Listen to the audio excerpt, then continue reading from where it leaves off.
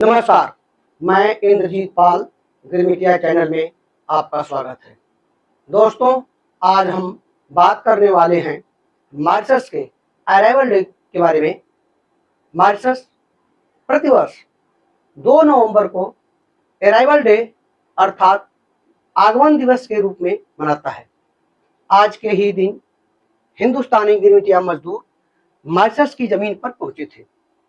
इस दिन को मॉरिशस का गिरमिटिया समुदाय अंग्रेजों द्वारा अपनी मातृभूमि से बंधुआ मजदूर बनाकर मॉरिशस लाए गए अपने पूर्वजों को याद करता है तथा उन्हें श्रद्धांजलि अर्पित करता है।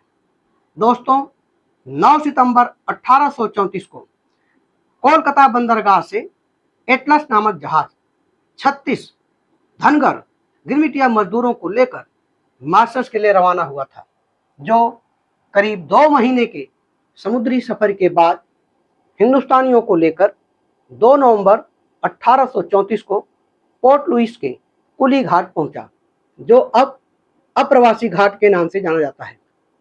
मॉरिशस की सरकार और गिरमिटिया समुदाय इस दिन अप्रवासी घाट पहुंचकर उन 36 पहले गिरमिटिया मजदूरों को श्रद्धांजलि अर्पित करता है। सबसे पहले हम गिरमिटिया प्रथा चैनल के माध्यम से मॉरिशस के हिंदुस्तानी भाई बहनों को बधाई देते हैं कि वे इतने वर्षों बाद भी अपने पूर्वजों की धरोहर, भाषा, संस्कृति एवं परंपराओं को अलग अलग समुदाय के साथ रहने के बावजूद बचा कर रखा है। इसलिए गिरमिटिया प्रथा आज के दिन मॉरिशस वासियों, विशेषकर हिंदुस्तानी गिरमिटिया मजदूरों के वंशजों को शुभकामनाएं और बधाई देता है तथा गिरमिटिया मजदूरों के सम्मान में श्रद्धांजलि अर्पित करता है। दोस्तों, मॉरिशस 2 नवंबर 2024 को गिरमिटिया मजदूरों के मॉरिशस में आगमन दिवस का 190वां वर्षगांठ मना रहा है। आज के दिन मॉरिशस में सार्वजनिक अवकाश घोषित होता है। मॉरिशस में 2 नवंबर को हिंदुस्तानी गिरमिटिया मजदूरों के सम्मान में आज का दिन राष्ट्रीय त्योहार के रूप में मनाया जाता है। 2 नवंबर 1834 से पहले मॉरिशस में बड़े पैमाने पर अफ्रीकी दासों का जमावड़ा था, परंतु मॉरिशस पर फ्रांसीसियों का कब्जा होने के बाद उन्होंने मॉरिशस में गन्ने की खेती को खूब बढ़ावा। फ्रांसीसियों को इस काम को बड़े पैमाने पर करवाने के लिए बड़ी संख्या में दास मजदूरों की आवश्यकता पड़ी। इसलिए उन्होंने बड़े तादाद में अफ्रीकी दासों को शुगर प्लांटेशन पर काम करने के लिए रखा।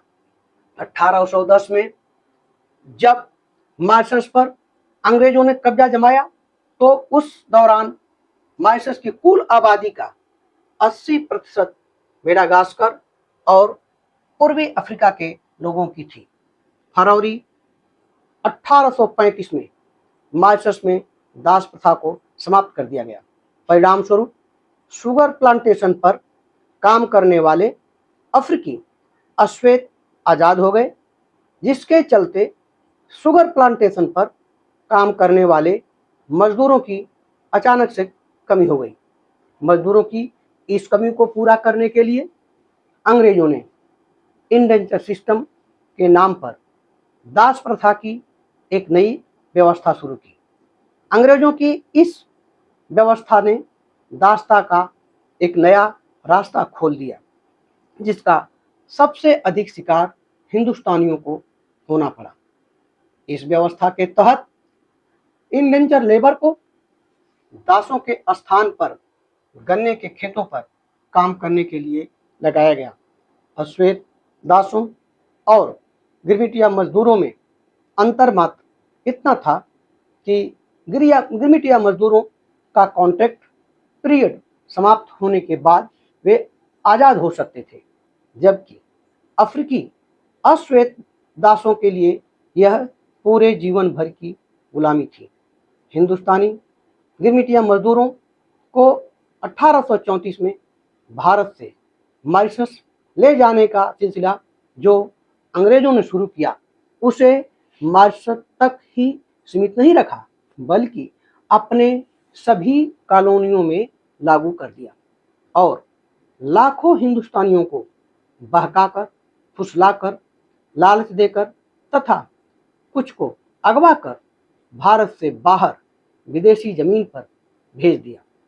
दोस्तों, अप्रवासी घाट जहां सबसे पहले 36 धनगरों ने जहाज से महीनों बाद जमीन पर पांव रखा था, उसके पास ही एक इमिग्रेशन डिपो का निर्माण 1849 में पोर्ट लुइस के पास हिंद महासागर के किनारे किया गया था, जहां हिंदुस्तानी गिरमिटिया मजदूरों को शुगर स्टेट पर भेजे जाने से पहले 2 दिन के लिए रखा जाता था।